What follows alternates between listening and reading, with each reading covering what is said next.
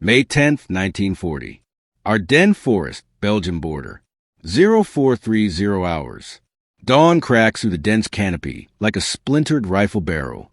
The air hangs heavy with pine resin and damp earth, muffling the low growl of engines. Panzer crews hunch in their turrets, breaths fogging the chill, fingers twitching on triggers. Tracks churn mud silently. Orders are strict. No lights, no noise. Shadows of Mark IIIs and IVs slither between ancient oaks, ghosts in the mist. A young lieutenant wipes sweat from his brow, heart pounding as branches scrape armor like claws. This isn't a drill. This is invasion. But rewind the clock. Months earlier, in the sterile halls of the Oberkommando de Heers in Zossen, General Erich von Manstein strides into a smoke-filled war room. Maps sprawl across oak tables, dotted with pins like fresh wounds. Halder, the chief of staff, leans back, cigar clenched, his eyes narrowing at the newcomer. Manstein, fresh from his staff role in Army Group A, unfolds his plan with the precision of a surgeon's blade. Mean Herren, he begins, voice steady amid the skeptical murmurs. The Schlieffen Plan redicts through Belgium? Predictable. The Allies expect it. Fortified lines, Maginot's concrete behemoths waiting. No, we strike here. His finger jabs the Ardennes on the map, that tangled green scar deemed impassable by every textbook tactician. 7 panzer divisions, threading the forest roads. Surprise. Speed. Cut through the Sedan, cross the Meuse, and race to the Channel. Encircle them all. Silence fractures into chuckles. Brauchitsch, the commander-in-chief, snorts, his monocle glinting. Fantasy, Manstein. Pure recklessness. Tanks in that morass? Hills, rivers, no roads wider than a cart path. They'll bog down like elephants in mud. And air cover? The Luftwaffe can't spot through those trees. Whispers ripple, amateur hour. He's dreaming. Halder waves a hand dismissively. Stick to the script. Belgium thrust. It's proven. Manstein's jaw tightens, but he presses on. Diagrams fly. Logistics for fuel trucks snaking single file, infantry clearing paths for the armored spearhead. He paints the vision. Panzers bursting from the woods like thunder, French reserves caught flat-footed, the British Expeditionary Force isolated. It's not risk, he insists. It's revolution. Yet the room erupts in outright laughter. Next Hill suggests invading on bicycles. One general quips. Manstein is sidelined, his memos filed away as folly. The high command clings to the safe plan, the one that echoes 1914. Weeks drag. Phony war lulls Europe into false security. But whispers reach Berchtesgaden. Hitler, ever the opportunist, summons Manstein in February. Over breakfast, the Führer listens, eyes alight. This could work. Imagine yourself there, in the Führer's gaze, the air electric, the plan resurrecting from the grave. But as spring thaws the Ardennes, the panzers mobilize in secret. Guderian's 19 Panzer Corps, Kleiss Group, over 1,000 tanks, 40,000 vehicles queued in a 100-mile column. The forest stirs. And then, on that May dawn, the engines roar to life. What if the impassable yields? What if laughter turns to terror? May 12, 1940. Ardennes Forest, Luxembourg Sector. 1,400 hours. The column stretches like a steel serpent, nose buried deep in the forest's throat. Exhaust fumes mix with crushed leaves, choking the air. Panzer commanders stand in open hatches, binoculars pressed to eyes, scanning narrow dirt roads that twist like veins. A Mark II stalls on a steep incline, mud sucking at its tracks. Crewmen leap out, cursing under breath, shoving logs beneath the treads. Behind them, horns blare impatiently. Traffic jams coil for miles. Fuel trucks idle, engines ticking in the heat. Guderian himself prowls the line in his command vehicle, face flushed with fury. Faster, the clock is our enemy. High above, hidden by the canopy, Stuka squadrons circle like vultures, waiting for breakout.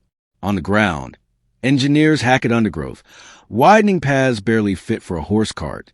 A young Gefreiter wipes blood from a gash, branch whipped across his cheek.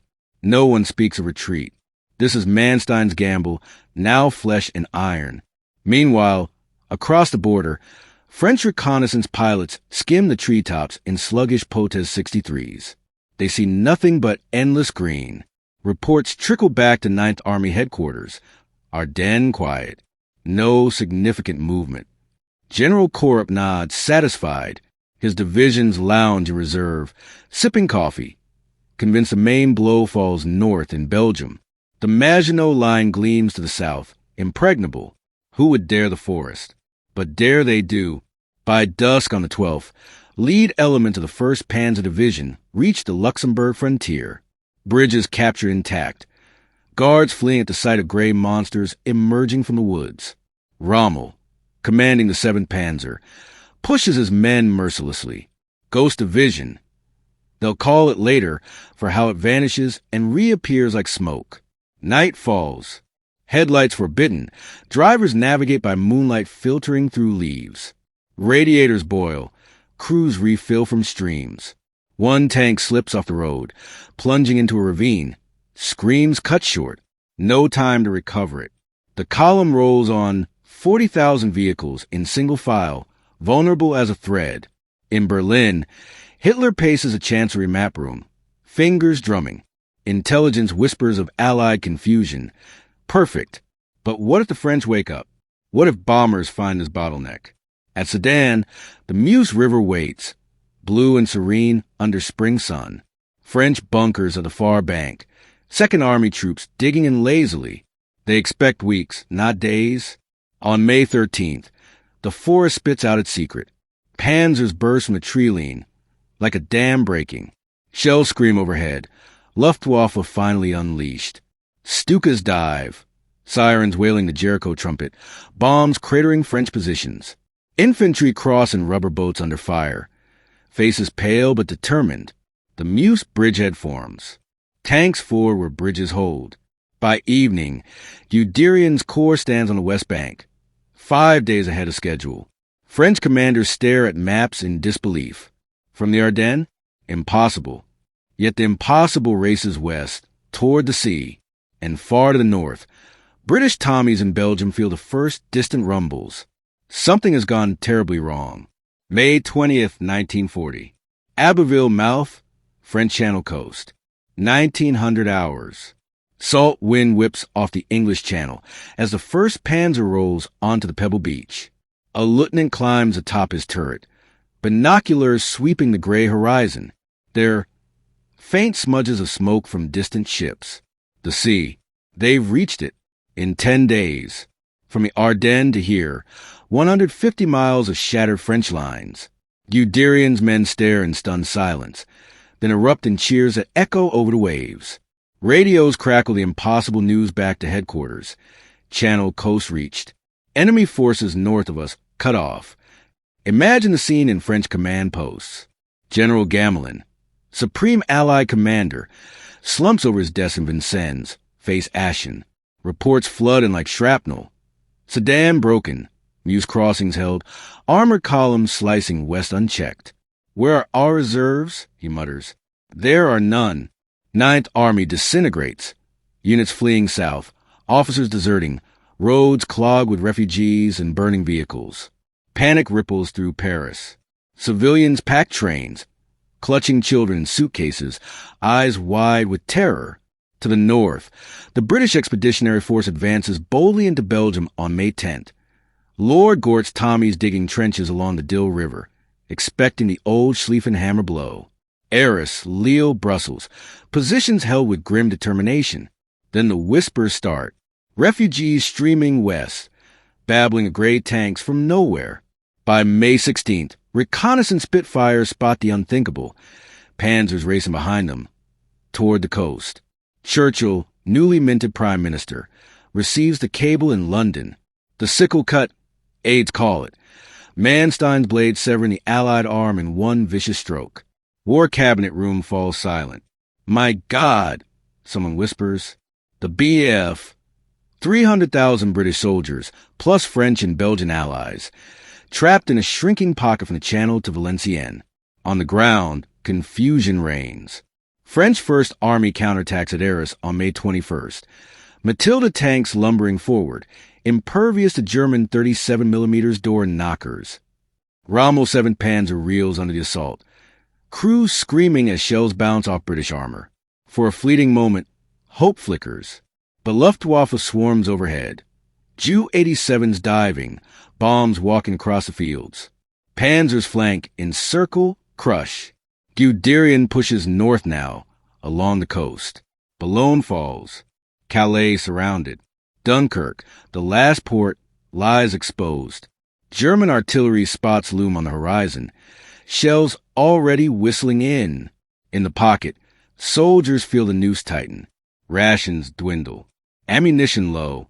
Belgian forces waver. King Leopold's surrender imminent. British rear guards fight desperate holding actions. Faces blackened with exhaustion. Bayonets fixed as tanks rumble closer. Hitler, monitoring from his Felsenist headquarters, beams at the maps. A catastrophe for the British, he crows. The generals who laughed at Manstein now nod in awe. The planned, reckless fantasy has delivered the greatest encirclement in history. But at Dunkirk, beaches stretch empty under ominous skies. Evacuation or annihilation? The trap snaps shut. May 24th, 1940. Dunkirk perimeter. Flanders. 1,130 hours. Gravel crunches under boots as British rear guards peer through binoculars from the dunes. There, on the AA Canal Line, German panzers sit motionless. Turrets traverse lazily, engines idling like predators catching breath. Guderian Spearhead, the 2nd Panzer Division, stands just 10 miles from Dunkirk. Infantry could walk in hours. Tanks could roll in minutes. Yet they wait. No advance. Inside a command half-track, Guderian slams a fist on the map table. Verdammt nochmal, we're at the gates. His staff exchange uneasy glances. The order came direct from Hitler, relayed through Rinstedt. Halt. Conserve the panzers for the drive south. Let Göring's Luftwaffe finish the job. The Führer wishes to spare the British a humiliating defeat on land. Aides whisper. Or is it something darker? Political overtures of London? On the beaches, chaos blooms into desperate order. Operation Dynamo launches in earnest. Admiral Ramsay in Dover stares at tide tables, praying. Little ships answer the call. Fishing trawlers, pleasure yachts, Thames barges. Crews shoving off into choppy seas under gray skies. At Dunkirk, smoke rises from the burning oil depot, black plumes drifting like funeral shrouds. Tommies form endless queues in the surf, waist-deep in cold water, rifles held high. Shells whistle overhead. German artillery probing the perimeter. Stukas scream down, bombs churning sand into geysers. A destroyer, HMS Keith, noses toward the mole, the long breakwater turned makeshift pier. Men surge aboard, faces gaunt, uniform sodden. Keep moving. No, pushing, officers shout. A young private clutches a photo of his family, whispering prayers as the ramp lowers. Luftwaffe comes in waves. Ju-88 skim the waves, bombs straddling ships. One hits a troopship square, explosion blooming orange, screams lost in the roar. Yet RAF Spitfires dart from clouds, guns shattering. A Messerschmitt spirals into the sea, pilot bailing too late. Dogfights swirl above like angry hornets. By nightfall, 25,000 men lifted. A fraction. Hundreds of thousands still wait, huddled in dunes, sharing cigarettes and rumors. Jerry stopped. They say, why? No one knows. Belgian surrender on May 28th shrinks the pocket further. Lines contract. Defenses thin. Hitler tours the front on May 25th, standing atop a hill overlooking the trapped army. Binoculars to eyes, he watches distant figures on beaches. The British will never forgive us for this, he mutters. But the halt holds. Precious days slip away. Churchill addresses the Commons. We shall fight on the beaches. His voice booms defiance, yet privately he braces for catastrophe. If we lose the army, he tells aides, Britain is finished. On May 26, the panzers lurch forward again. Halt rescinded too late. British and French rear guards sell their lives dearly at Kassel, Hazebrouck, Popering. Every hour bought means thousands more embarked. The beaches empty slowly. Ships burn. Men drown. Yet hope flickers amid the inferno. Will the miracle hold, or will the jaws close forever? June 3rd, 1940. Dunkirk beaches, France. 0200 hours. Moonlight glints off the wet sand as the last weary Tommies trudge toward the water's edge.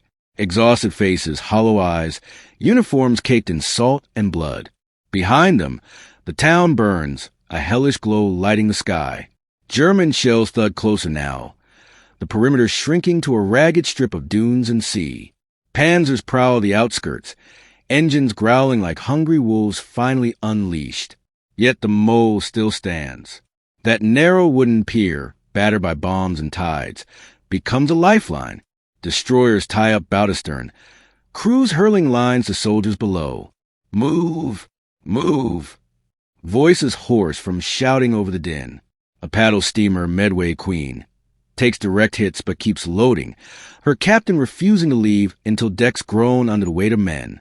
Out at sea, the armada defies imagination.